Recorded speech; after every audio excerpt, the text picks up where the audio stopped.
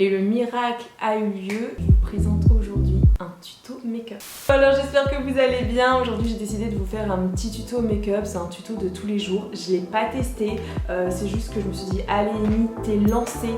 Donc si jamais vous n'avez pas vu, hier je vous ai sorti une vidéo qui vous présentait ma crème miracle pour retirer le cerne, avoir un visage éclatant. Et aujourd'hui, déjà la première des choses, c'est que je vais appliquer une base de Huda Beauty. Normalement c'est pas une base, ça fait un petit peu comme un fard à paupières.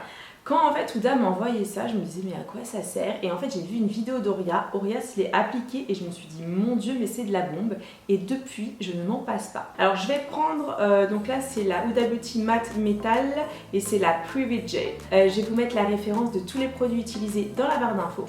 Donc en gros je vais prendre le côté un petit peu plus pailleté et je vais venir en mettre partout sur ma paupière.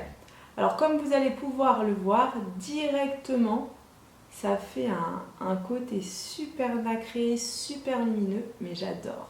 J'estompe en fait le produit légèrement, je le tapote parce qu'avec un pinceau, si vous voulez, j'ai remarqué que le produit il a tendance à filer dans le pinceau et ça retire toute la matière.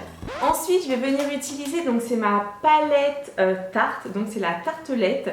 Et en fait, j'adore cette palette parce qu'elle a des couleurs vraiment très naturelles. Autant vous dire qu'elles sont extrêmement bonnes. Alors du coup, ce que je fais, c'est que là, je vais prendre le fard à paupières qui est juste ici et je vais la poser sur mon œil. Et ce que j'aime bien en fait lorsqu'on applique le fard à paupières en plus de la première base, c'est que c'est beaucoup plus opaque. Par contre, vous voyez, je fonce un peu plus. Et là, hop, j'applique du fard vraiment que sur le coin externe. Et je vais le remonter un petit peu sur le côté après. Et maintenant, je vais venir prendre le fard un petit peu plus foncé. Donc c'est celui-ci, qui est juste ici. Alors faites attention, hein, c'est un fard non seulement beaucoup plus foncé et beaucoup plus mat.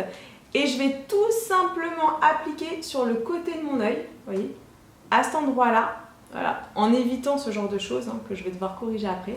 Et en gros, vous appliquez et on va fondre petit à petit avec le premier fard. Et l'idée, si vous voulez, c'est vraiment de hop, étirer le make-up vers le haut et de le fondre. Alors c'est vrai que mon pinceau là, il est un petit peu trop gros. Mais je vous avoue que j'ai mis tous mes pinceaux à laver. Du coup, je fais avec ce que j'ai. Donc je reprends donc, un pinceau boule et là, je vais venir estomper petit à petit. Et l'idée, c'est vraiment de flouter, vous voyez, et de remonter en même temps le marron pour qu'il passe sur le pli palpébral et que ça nous fasse un très joli aspect fondu et soutenu. Une fois qu'on en est là, petit crayon marron, alors moi je vais prendre le Marc Jacobs et là je vais tout simplement venir surligner mon ras de cils. En fait pour ce coup, comme le maquillage est assez foncé, je ne vais pas appliquer un eyeliner qui va encore plus rétrécir mes yeux, je vais vraiment mettre que du crayon. Alors pour le mascara, j'ai mis le Marc Jacobs, je pense que vous le connaissez, il est grave canon. En fait je trouve qu'il a un rendu assez épaississant pour le cils. Je suis trop deg, mon mascara il est en fin de vie, du coup c'est une catastrophe, mes cils ils se sont collés. Je sais pas si ça vous le fait, vous savez, t'as ton mascara là qui dit adieu. Et toi, t'es là, tu galères et tu vois que le premier coup de pause, le deuxième coup de pause, ça va pas le faire, mais que bah, t'as pas le choix, t'as commencé, tu finis. Oh non, mais les boules, quoi. Et si on regarde là, très précisément, il y a un truc qui va pas du tout. C'est mon cerne. Du coup, si vous voulez bien, je vais mettre de l'enlumineur, de l'anti-cerne et j'arrive. Donc, comme vous pouvez le constater, le maquillage est maintenant terminé. Alors pour tout vous dire, je suis vraiment partie au hasard. C'est vrai que je ne savais pas si j'allais faire un maquillage foncé, pas foncé.